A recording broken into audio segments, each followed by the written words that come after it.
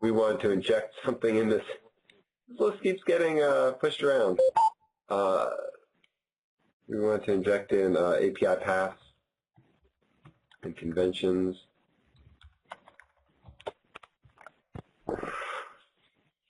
Okay. And we still have, I was hoping Simon would take the lead on this, but we still have the goal of going through the sprint backlog. So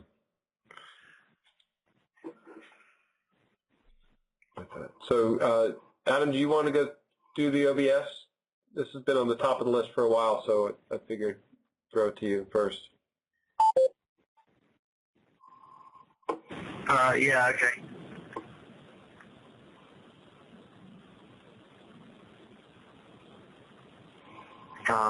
Do you want to pull up the diagram? Oh, yeah, I certainly will.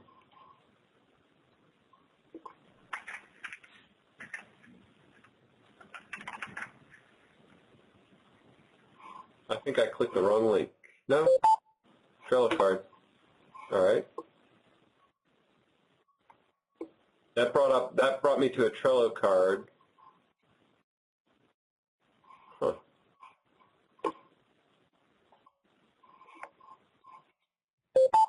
There we go. Card does not exist on this board. Do you know which board it moved to? Yeah, it'll be in the archive, I guess, it's done. That's a shame. Well, no, I guess maybe, I wonder if permalinks break. Maybe I used the wrong type. Oh, that's weird. Yeah. Yeah, because I think the permalinks that you can get off Trello are shorter than that, so I probably just used the wrong, I probably copy and pasted it from the address bar by mistake. This one? Yeah, that's the one, yeah. And this, and then here? Yeah. Yeah. And let me grab the permalink.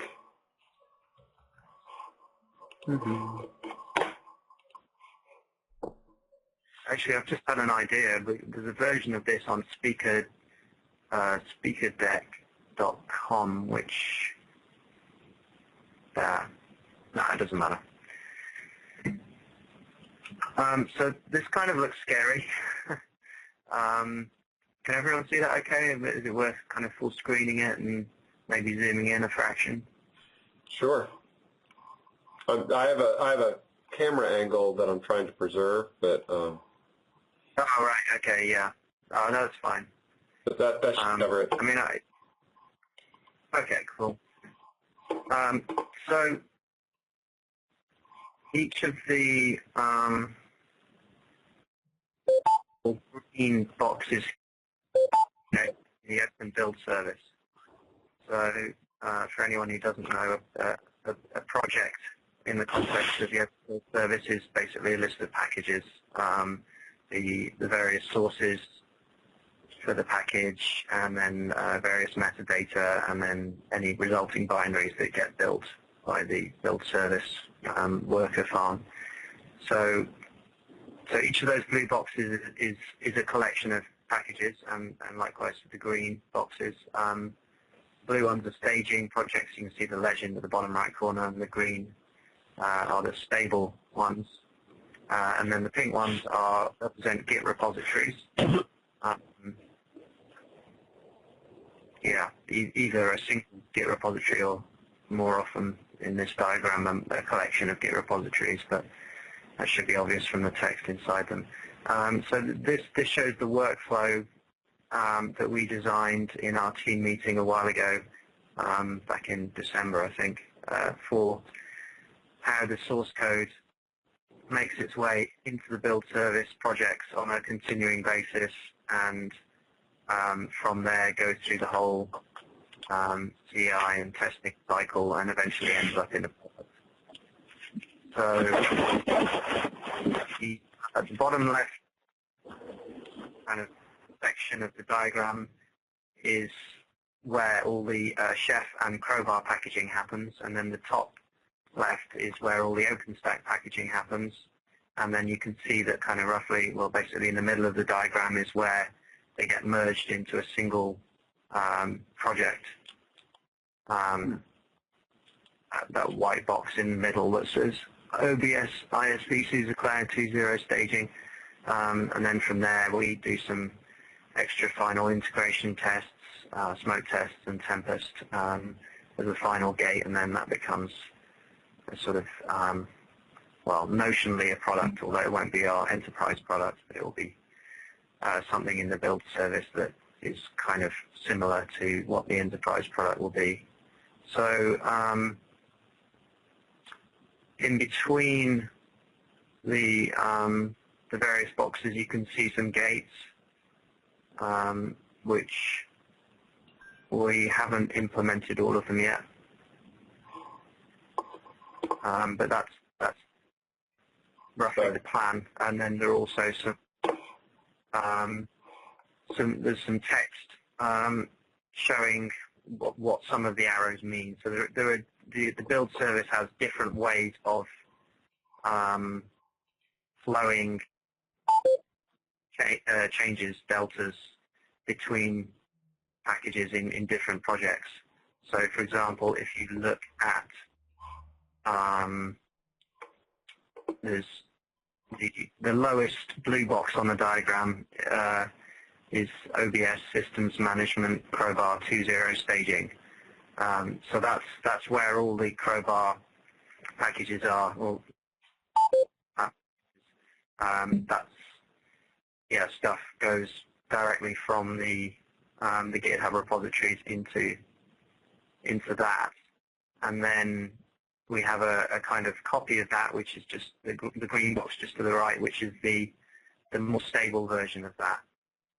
And you can see there's a gate Crowbar unit tests plus BDD in between those two. So actually that example doesn't really serve the point that I was trying to make. If you, well, it's probably not worth getting into the details of the different ways that you can propagate changes from one build service project to another, but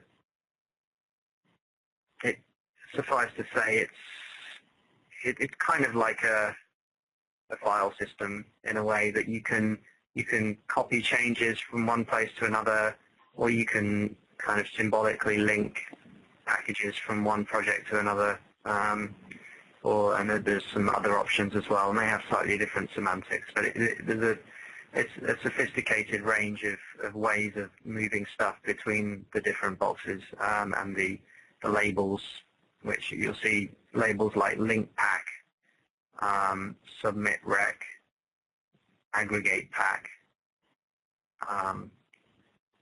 Those are examples of mechanisms that the build service provides for promoting changes between projects.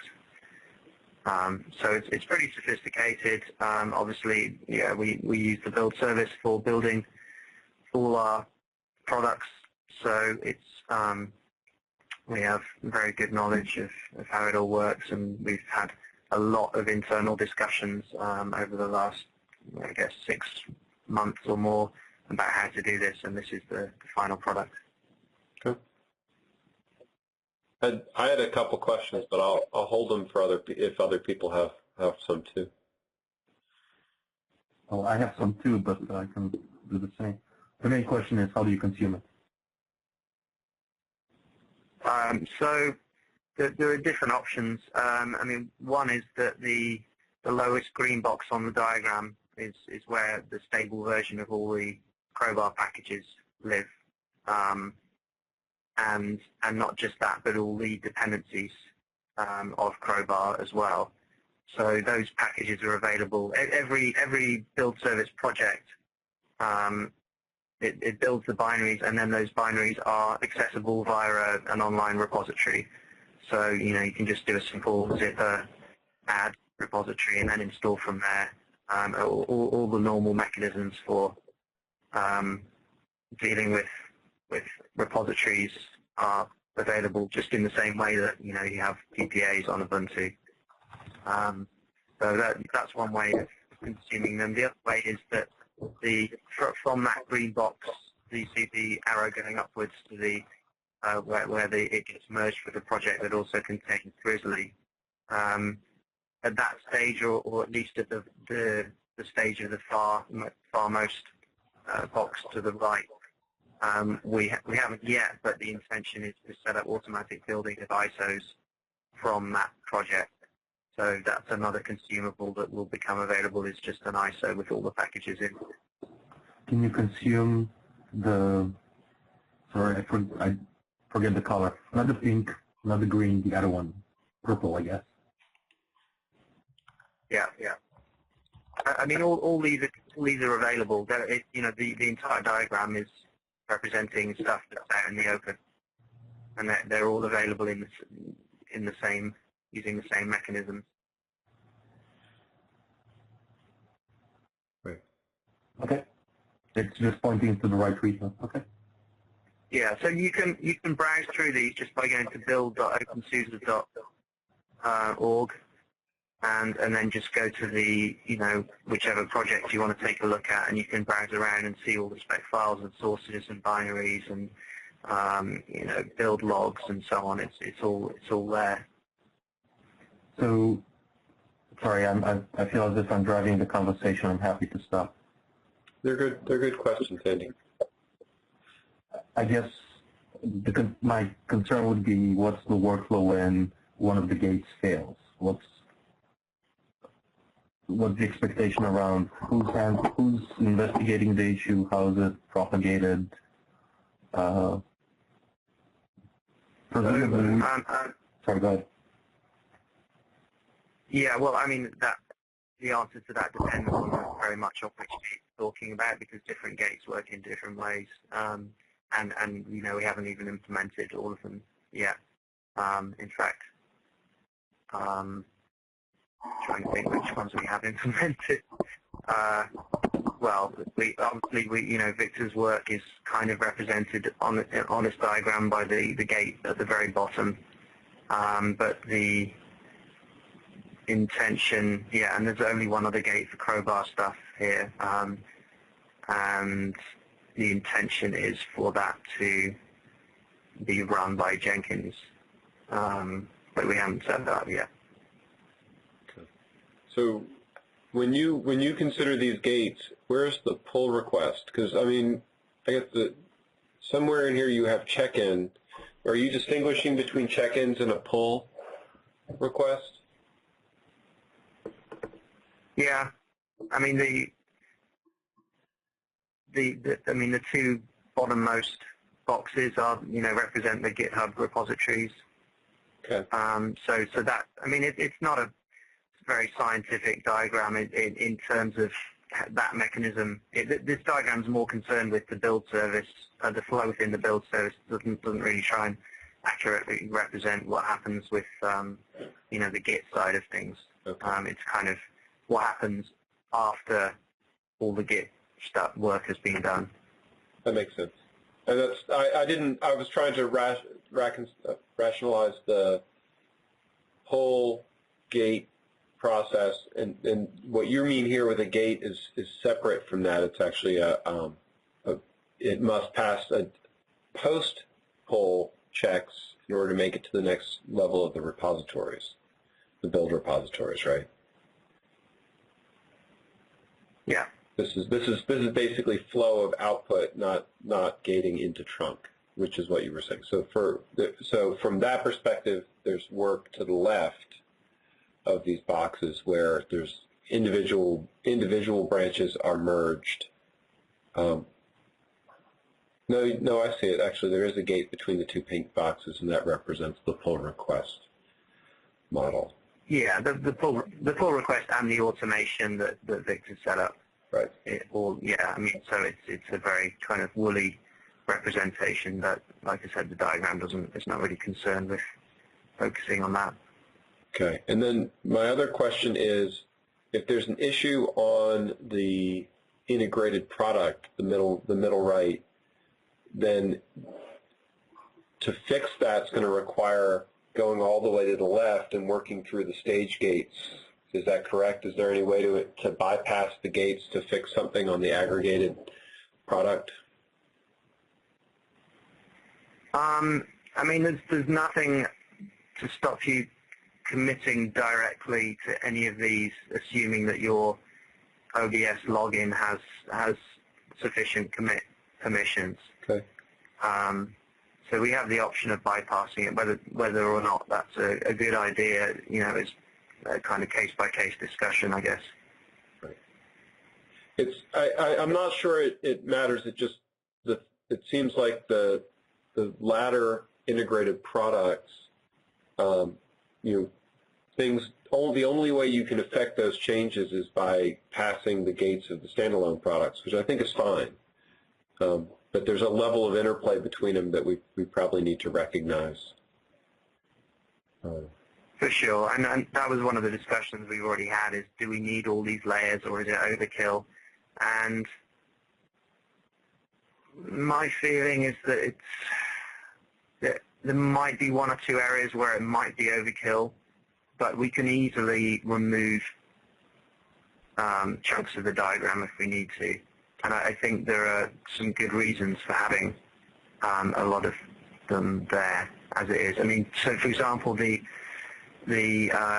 pink box at the bottom right, which represents the Crowbar community Git repositories, see the arrow going up from there to the blue project, which is Mark Jenkins' track upstream daily weekly. So that by having that staging project there, rather than pulling from GitHub directly into a more stable Crowbar repository, which is the green one to the right, that allows us, but by having that staging area, it means we can automatically have Jenkins do those pulls from GitHub every day or however often we want, and be automatically checking that the latest changes in GitHub haven't broken the package building process.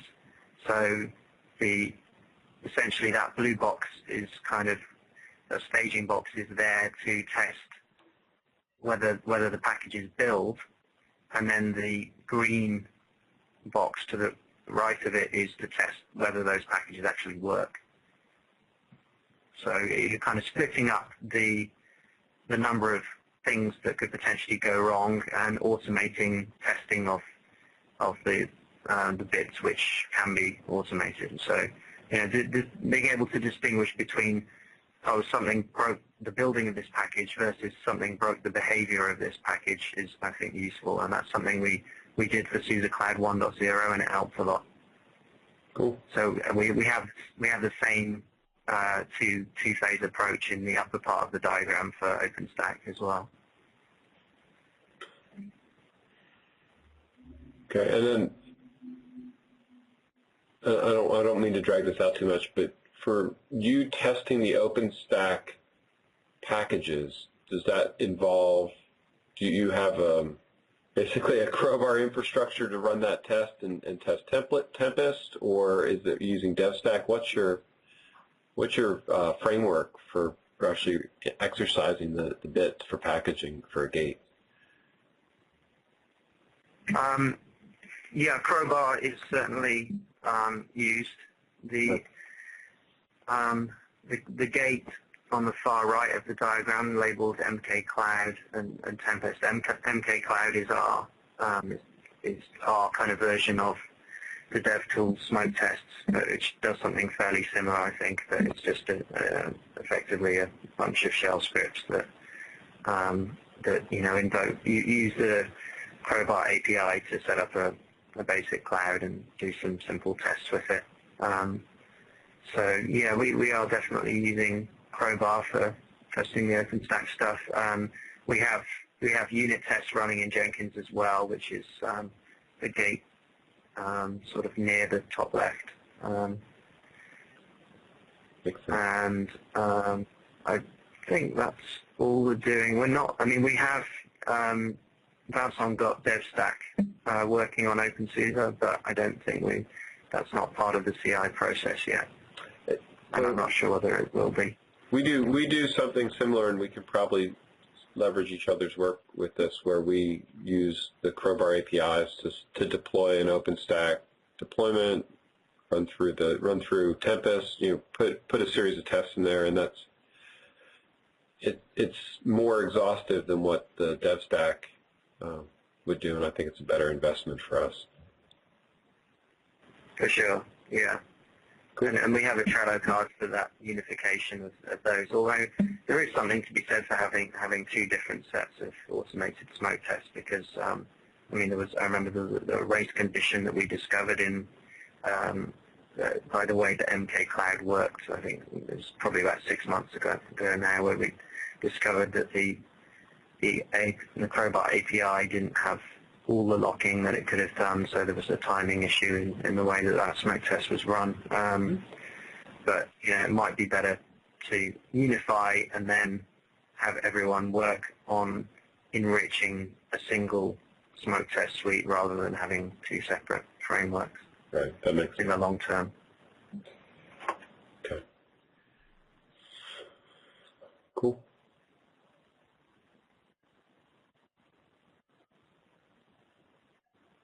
Other comments?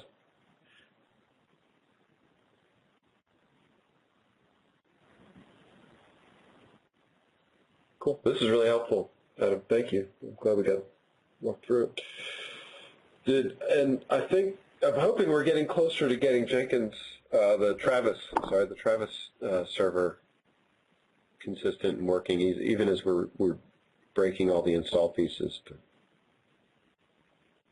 I haven't seen the latest. I didn't check the latest threads on that.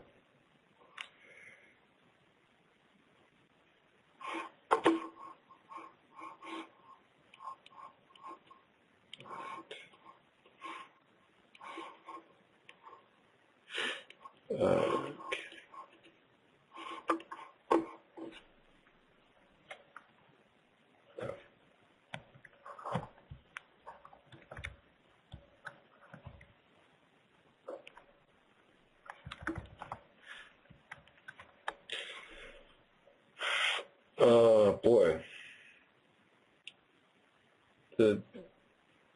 In our stand-up this morning, we had talked about wanting to cover API passing conventions because the engine changes are coming out, and we're starting to hit those things. So we have a preference for covering that next, if that's all right with people. The data model is going to take an hour. It's really worth doing, and I think is a good topic for the week after. But I would make a note that we did an internal review on this, sort of as a preliminary thing, and I recorded it. No idea how the recording turned out, but Judd took notes, and then we uploaded a recording for it. We're still tweaking it. Somewhere in here is my channel. I don't know. Here you go. So this was an intermediate model review. Can you post? Never mind. I was about to say, can you post the link, because I missed that too. I will post the link. Yeah, sorry, Andy. It was we didn't do it with a lot of notice, but I did make a point to record it. Hey, Rob, this is Wayne. Yeah, Wayne. I'm looking for the email that I sent around about the route stuff, and I'm having trouble finding it. Can we move on to something else first? Sure.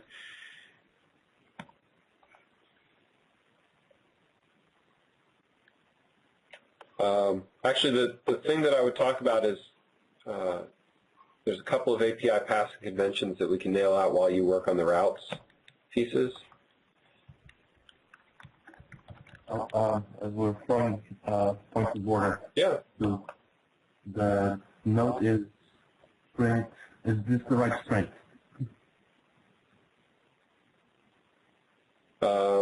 Is this the right 131. for keeping these notes? Yes, should be. Okay, sorry. We're in 131 right now.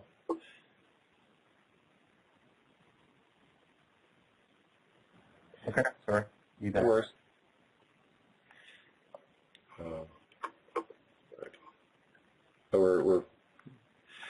So there were a couple of subtopics under this one. Routes is one of them. There's another one about JSON return format. And then there was another one about put, post, delete on non-object actions. So Maybe it's on non-CRUD object actions. on non, okay, that's fine. So I hopefully everybody is in pretty violent agreement that REST on an object goes like this: to create, so to get an object is a get. To update an existing object, and this returns JSON, is a put, right? To create an object is a post, and that input is JSON, and it returns JSON. And to delete an object is a delete, and there is no return 200 OK.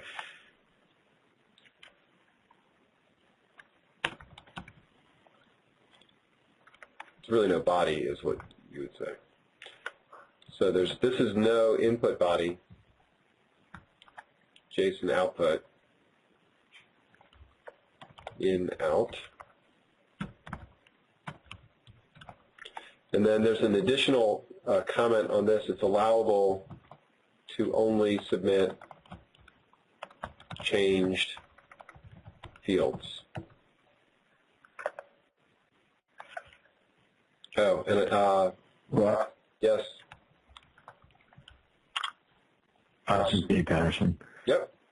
One thing you might want to mention is, like, for instance, we were going over adding and removing a admin FID to say user, and we went back and forth about if that should be a put or a post and delete. And the final decision was that we're basically adding an attribute. Although it's an update in an object, you're adding something to the object. And I ended up concurring, but we might want to declare that because it might be confusing. Right. Updating record. And actually, what I'm wondering is if neither way we talked about doing it is right. I think you were right, actually. I concur with the way you ended up defining it. I think it was probably the right way. I think, and I actually went a little further in my thinking, and let me play this out. So if we're adding the admin is true object to the user object, right? This is a property.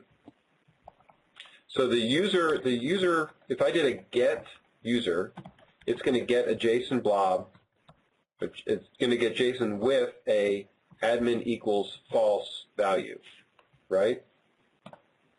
So the way to turn admin on is I would do a put user, and then I would include JSON true, or sorry, admin true, and basically nothing else, rather than having a specialized URL for it.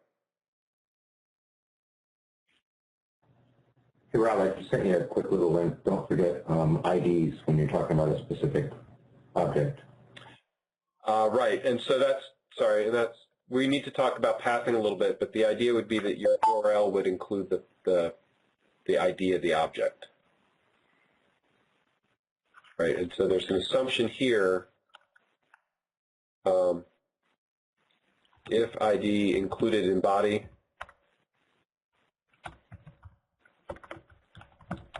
must match. I thought the ID would be in the URL. It has to be. It would be an error state. If you included it, then it might, and if it didn't match, that would be an error. And as far as ID, can it be a pattern that the ID can be the primary key or the natural key? Yeah, we said ID can be number or natural key, right? And that what that means is natural keys cannot be all numbers.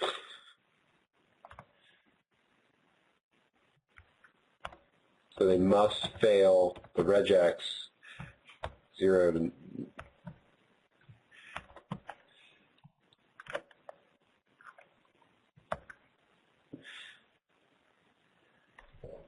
if that makes sense. One or more. Right, one or more. Sorry, Steve. So. Hmm? I think Would that's that do it? fine. Sorry? Start at 0 or more. You want one or more.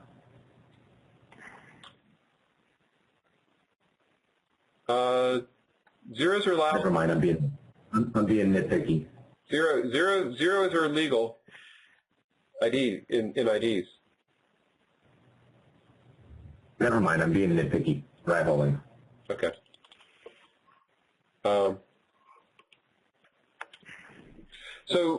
So Dave, what originally we had said to do something like this: user, Rob, admin, and then you would do a post to add admin or a delete to remove it. But what I'm wondering is if the right thing to do is to do a put, and then in the body you would have it the admin true. Well, that's the way I originally had it. That's the way I had it. And then you convinced me to do it the other way. And I think that a post and delete is actually probably the right way for that case. I had thought that what you were doing was you added to the URL like that. Well, I did have a specific route for just adding a admin privilege for simplicity. And so what, basically that route implied a method call, right? I guess the question is, if you're changing a property, is it the put action or is it a specific, is it a put that updates the property or is it a specific action that's special? I think in the case that I was doing, the way I was doing it, and Rob and I went back and forth, I think that doing a post and delete is actually better, which I argued against at first. Well, the thing is that I'm trying to generalize the question beyond just users.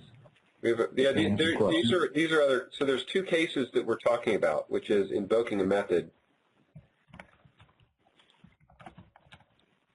on an object, and then we actually have add, remove special properties, which is what we're also talking about. So I'm trying to separate these. Yeah, Rob, in general, if you're talking about a REST interface, if you're talking about a REST interface, it's generally a bad plan to talk about invoking methods. You want to think always in terms of resources. That's why your put up there is, in my mind, suspect. The put user Rob enable admin thing, because enable admin is not a resource. Right. Rob would be the resource. And if you're putting, then you're updating it, and so you're updating it to admin true. If you're creating it, so now you've got post, and so now you're creating a user Rob enable admin resource. Right. So unless an enable admin resource exists, then I don't think you want that. So yeah, that's a good point. And yeah, the standard usage for put is update and against a resource.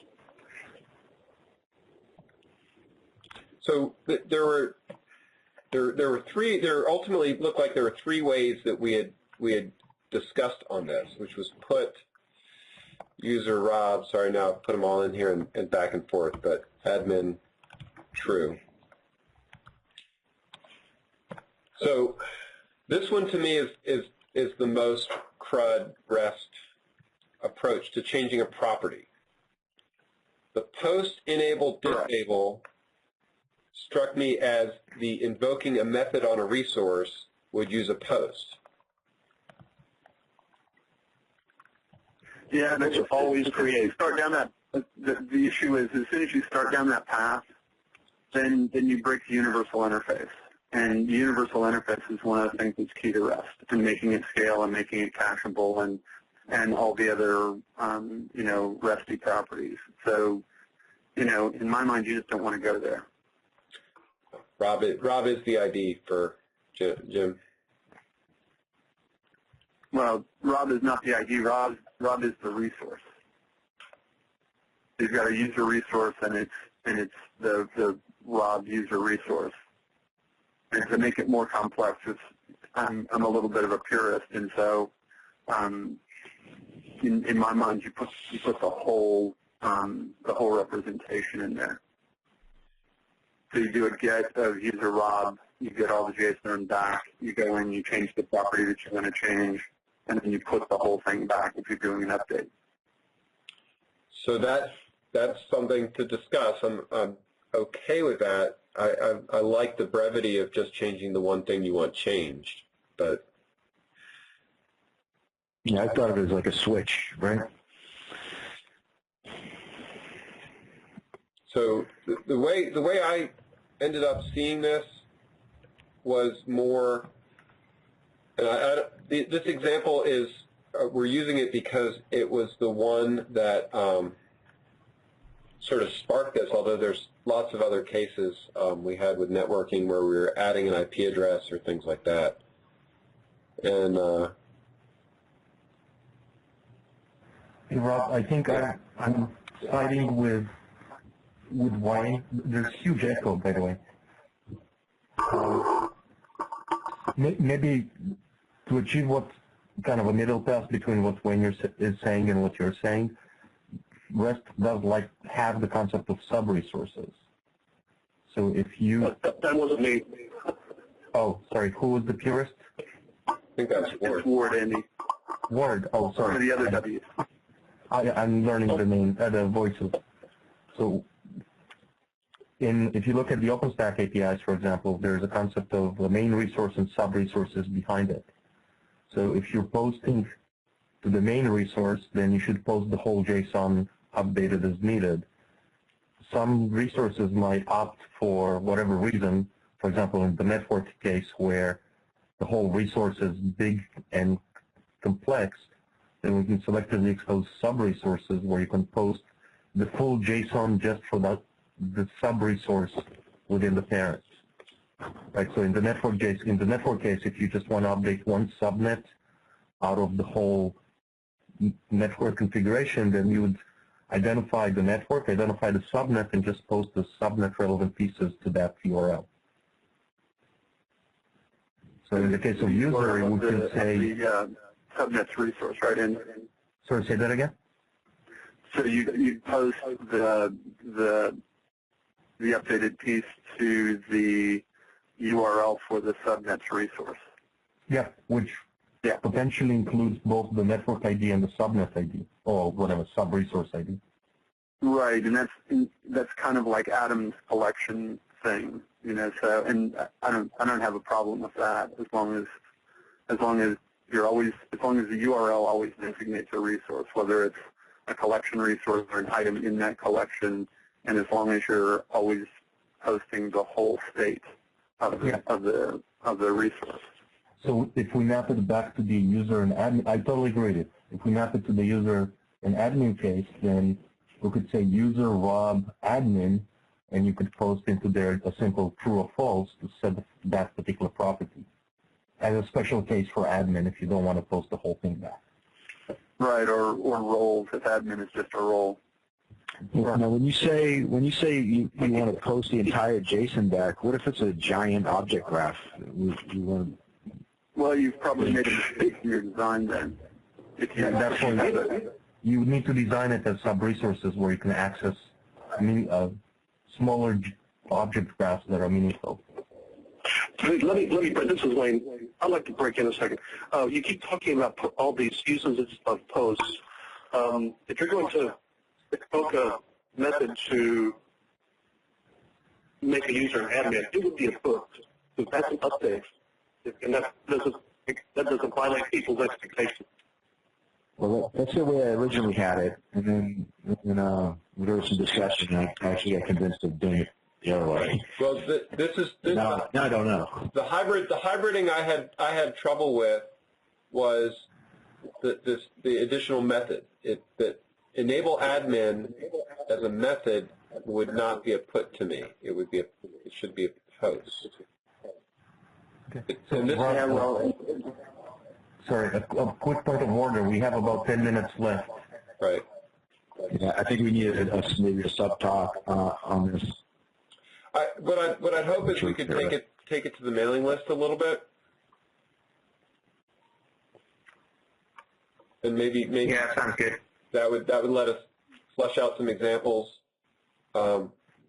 I'm glad we've got some people who have strong opinions on this. Ward, I definitely want to see your input, get some new perspective, and I also would like us to pull in the OpenStack APIs as a reference example. So my preference, we talked about Keystone in the past, and my preference would be to find an API set in the OpenStack guide. Keystone, I think, is as good as any, and mirror, and where possible, mirror the conventions that are being followed there. Does that sound reasonable? Right. The other API, I totally agree with that. The other API to look at is to look at the Atom spec. You can look at the Atom ICF spec or the other one. I mean, that's one of the canonical do REST examples. I'm going to hang up there. It's so bad I can't understand people. All right, Jim, sorry.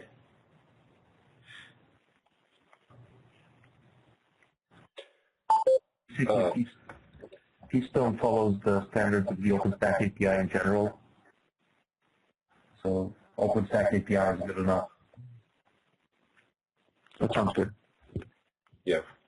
Oh, so OpenStack, okay. Well, what I'd like to do is, if somebody, Ward, actually, I'm going to see if you would help jump in on this, and in the docs, this is my personal, but it's good enough. We actually have a section around the APIs, and so we had a couple of months ago started with some. Where did it go? There's actually an API documentation page. I know where it ended up here. Hold on a moment. My apologies while I futz around with paths. So in doc, dev guide, API, we actually have tried to lay out some patterns and rules. We haven't touched this for quite a while, but it is time to update it and start coming through. And I would appreciate it, Ward, if you would help take a lead on getting this conversation restarted. And I know Wayne's been pretty active because the patterns that we put together are going to impact how routes go. In the interest of time, what I'm going to suggest we do is take this to the list, discuss it on the list and on chat. But we used to have a Etherpad about this,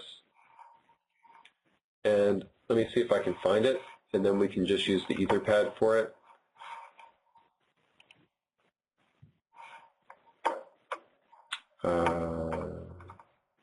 Here it is.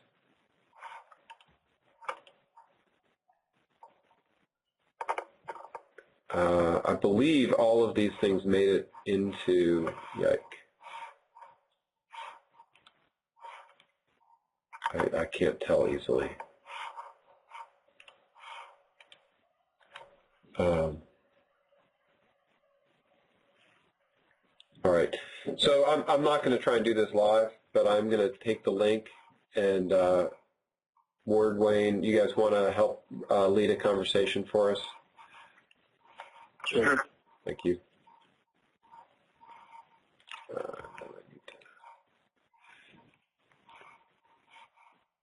Now I'm completely lost. All right. So over here,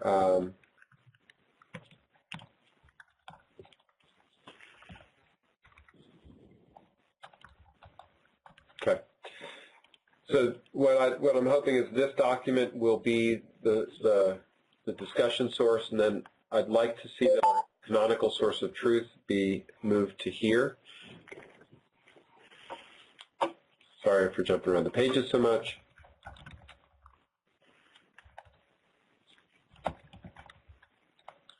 So this guide here, and maybe it should be moved to the Crowbar bar clamp as long as it's somewhere accessible, becomes the pattern that we've agreed that we're going to follow. We need to resolve that pretty fast because with the engine stuff coming, it's time to fix the APIs and make them consistent. So is everybody on board with that as the process? Okay. I think that leaves this as a future topic.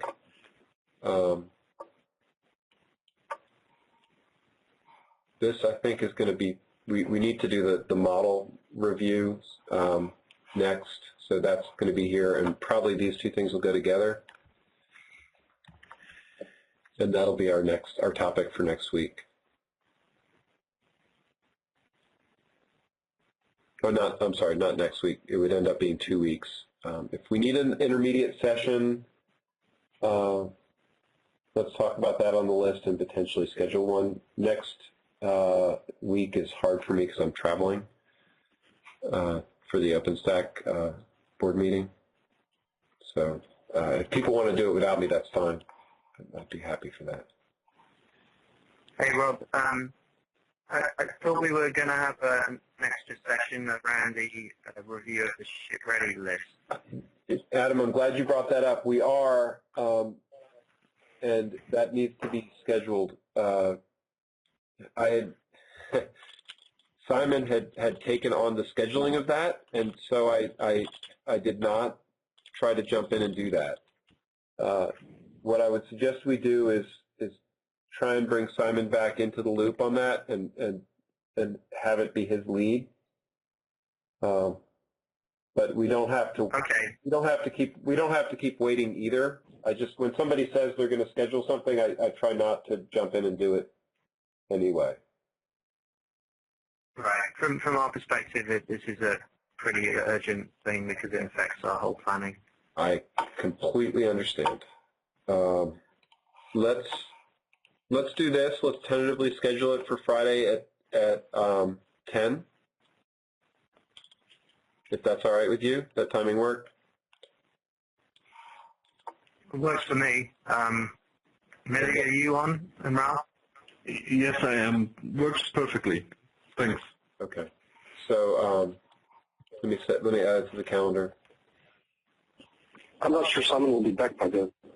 I'm not either, but we'll coordinate with him, and if we need to move it, we will.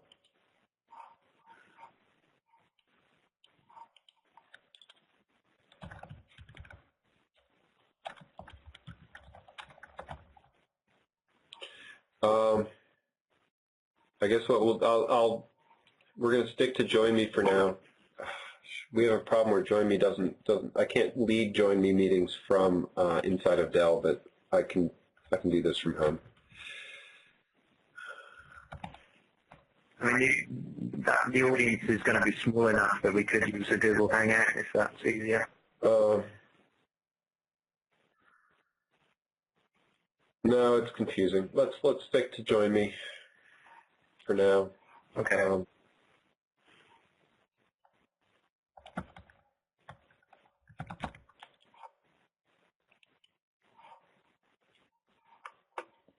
Oh, and by the way, if you do not need to respond if you're coming or not, please don't. It went to the list. I get a ton of emails from that when I create these meetings.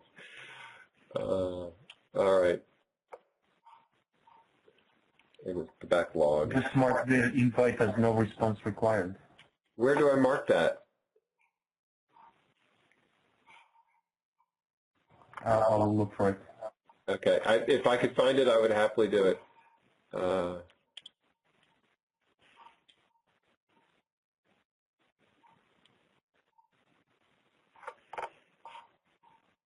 right. So 10 a.m. All looks good.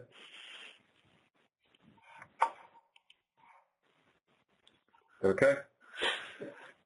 I'm glad you brought that up, Adam. I'm happy to get it scheduled up, and we'll include Simon. Great, thanks. My pleasure. Cool. And as a closing note, I feel like we've been making a lot of progress. So keep up the good work, everyone. This is really productive.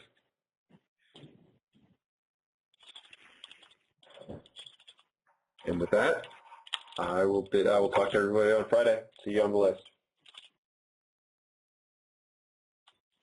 Thanks. Bye. Thank you. Bye.